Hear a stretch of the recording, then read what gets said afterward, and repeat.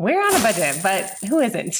For most of us, this is the first whoa moment when we start searching for curriculum and we are smacked in the face with a massive price tag that we did not expect. Sure, this might be a savings if you're comparing it to going to a private school, but we're not going to private school. We're homeschooling.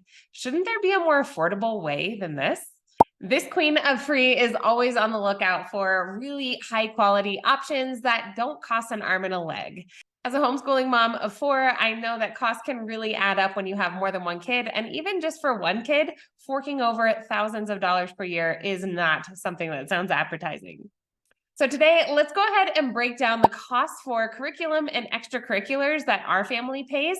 I just want to give you an example of what this can look like because it really does not have to cost hundreds of dollars even per kid every year. So let's break down the curriculum, extracurriculars, and kind of general costs for our family. I just want to give you a picture of what it can look like for your family as well as we homeschool on a budget. Let's go.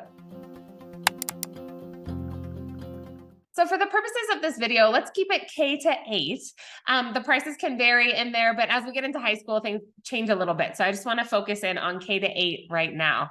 But here's what we use for curriculum. First up for English language arts is the good and the beautiful. This is not for everyone, but this curriculum is a really great all-around curriculum as it's got a very rigorous, I think, look at language arts topics, spelling, reading, geography, there's map work in here, art appreciation. Kids do some of their own art projects in here with pastels and watercolors.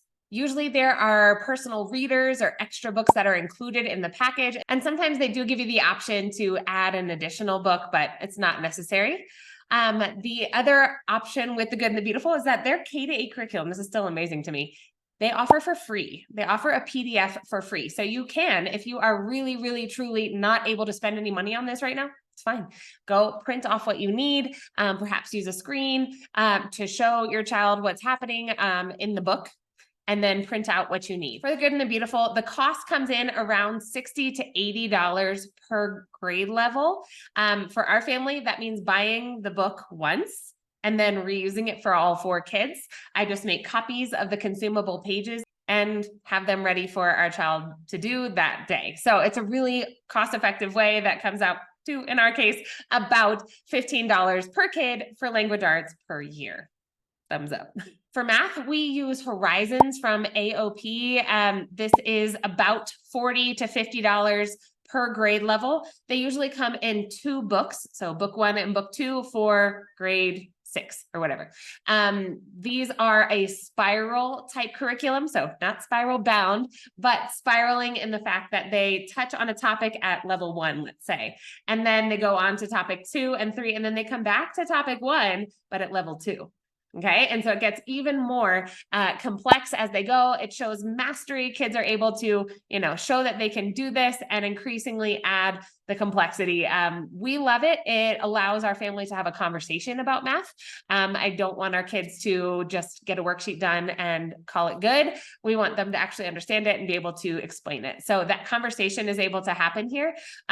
We do math over breakfast. So I'll share about this in another video, but the idea is that we like to kind of have our workday, our school day flow, and we just start out with math. Our kids know that they work on 2 pages a day. On holidays or on a Friday, we have them do just 1, but they've even taken it upon themselves to do it the night before so that the next morning they have a little bit more free time. So again, these are very self-directed. Even our youngest kids, they need a little bit of help at first, but the idea is that later on they go, oh, great, here are 2-digit multiplication problems. I can do this because I did this 3 days ago and now I know how to do it on my own. That's what we're looking for. That's what we find with Horizons Math. For other traditional subjects like science and social studies, our family tends to do a lot of discovery. I will say that we have done the botany unit from The Good and the Beautiful. It was fantastic, very user-friendly, great for family style. They do a really good job of creating family style curriculum. So you can say, for the youngest kids, start with this, but if you've got older kids who are excited about the complexity of this topic, you can give them this to do. So there's a lot in there that involves leveled or differentiated instruction as you go for the different grade levels. Would highly recommend. But that discovery often comes in the form of kids kind of asking questions, and then we'll add in a Nearpod or vocabulary video for them to check out. A lot of what we do for history and science in particular comes from their literature. So the books that they're reading, we'll dive into those topics as well. I have another video, I'll put it up here, that shows you how to use Nearpod, which is a free tool in order to guide your kids on these kind of discovery type topics. I love it, our kids love it, and it's been a really cool part of our homeschool that I really appreciate. Apart from those two, language arts and math, we don't do other core subjects. Like I said, this kind of happens in a discovery manner. The other things that we do are free. So things like writing, yeah, we buy a notebook. Sure, there's a small cost to that. So our kids know that they write each day according to their grade level. For us, this looks like, a fourth grader is going to write 4 sentences in English. We are a bilingual, biliterate homeschool family. So our kids will write those 4 sentences in English and then translate themselves into Spanish. So those 4 sentences then will be written in Spanish.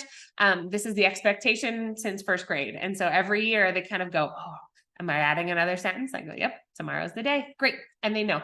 And there's really no argument about it. It's just not a big high anxiety thing, but it allows us to hit those conventions of writing, hit different punctuation and editing marks, and also, enjoy and explore different topics that I can ask them about. So if this is something that you're interested in, I actually have a full year of writing prompts from this activity with our own kids.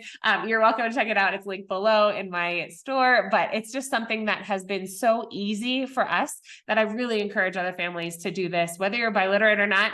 Write it all in English or write it all in another language that you speak at home.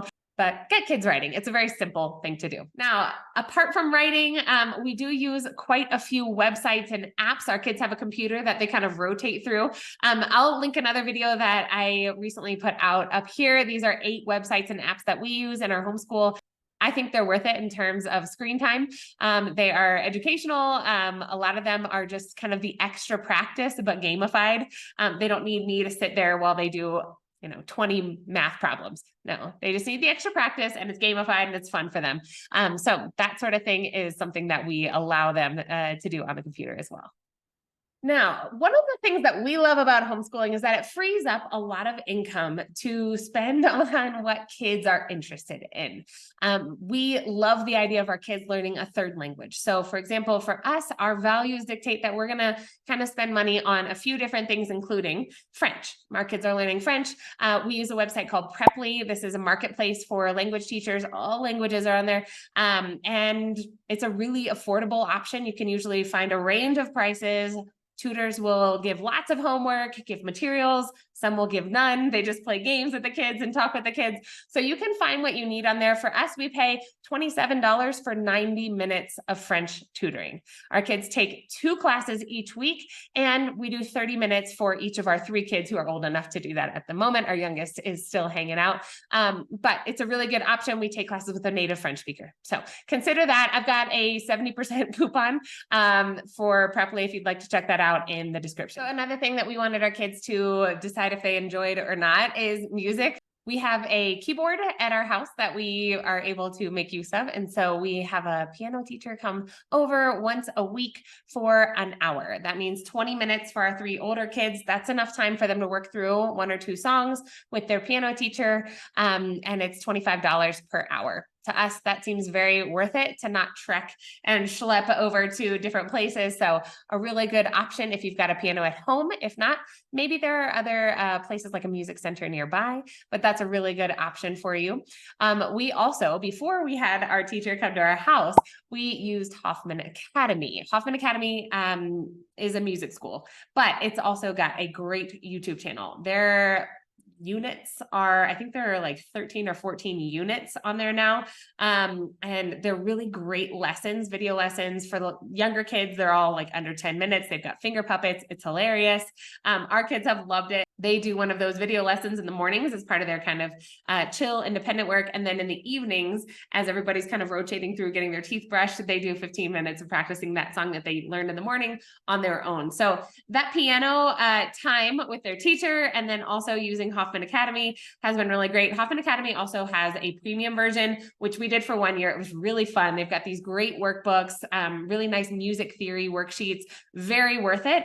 We just finished it and our kids were ready to move on to something else, but it was a really good investment, I think, for the year that we had it. The third part of our homeschooling that's kind of like extracurriculars is sports. For us, that's looked like karate. We found a great karate school. Those teachers who are just like really good and you're like, you keep kids moving, you're good at crowd management, you're good at teaching them, you're a very nice person.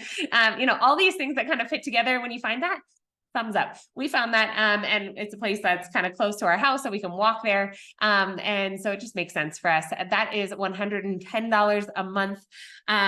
For us, that's great. All 3 kids for $110 a month. We're able to go Monday to Friday, and it's an hour-long class. So a very good deal. Obviously, find what your kid loves and do it, but there are lots of options out there, and that's something that we have found to be fantastic for their physical development. This also encourages competition. So they've competed and they're also thinking about like presenting. I know that's kind of a stretch maybe when you start to think about karate, but when they're not standing up in front of a class and giving a presentation, you want to look elsewhere to hit those skills. And for us, standing up and giving a karate, to use the precise word, but the kind of routine that they do is really important. That builds some character, that builds some bravery, that builds some courage. So find those places where your kids can exercise those skills and lean into it. Finally, some of you may know that I'm also an online teacher. So I have my own materials that I use with my students in my classes. We've gotten to the point where a lot of those classes overlap with what I'm doing with our kids at home. This means if I buy a book study off of Teachers Pay Teachers for my students in my classes, I can then use that with my kids. So we've started doing that for our older 2 kids. They've used book studies during the summer and also as kind of an extra in addition to their language arts work with The Good and the Beautiful. So it's been a really cool thing to see how I can kind of meld those 2 things. So if you happen to be a teacher or you've got the option to double up on what you do for your day job in your homeschool, do it. It's kind of cool.